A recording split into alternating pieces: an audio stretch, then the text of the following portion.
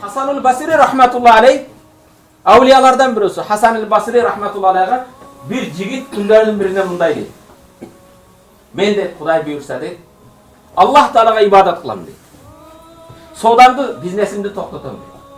Men de meçitke kirip alıp bir gana kalgan ömrümdü tarkı dünyаны taşlap ibadet menen ötközöm deydi. Ağa çeyin sodası var eken, tuğanlarına, jörel joldoşlarına, talabalarga, studentlerge, başkalarga jardam berip жүрөт экен.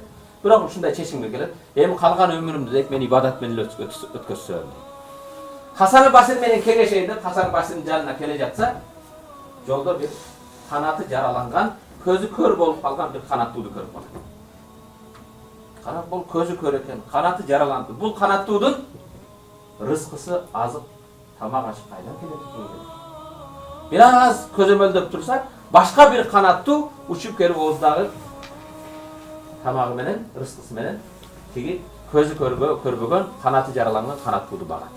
Муну көргөндөн кийин дагы баягы ниети де бекем болот.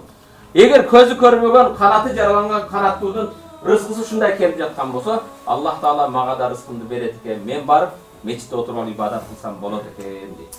Баргандан кийин Hasan-ı Basri'ге айтат, мен сизге дейт кеңешкени келе жаттым. Менин ниетим дейт жумушту, сооданы токтотуш дейт, ибадатка берилүү. Сизден сурайын деп келе жатсам, жолдо жараланган, көзү көрбөгөн канаттууду көрүп калгандан кийин менин ниетим дагы бекемделди дегенде Hasan-ı Basri карап туруп айтат.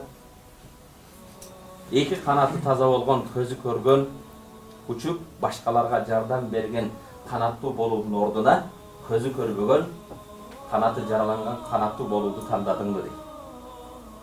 Эки канаты жакшы учкан, башкаларга жардам берген канаттуулуктун ордуна көзү көр, жараланган канаттуу болууду тандадыңбы дейт.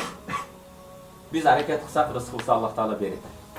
Биздин эң дагы бир эмебиз, эмге ийгиликке жетпейбиз, илимде болсун, башкада болсун, биз жалкообуз.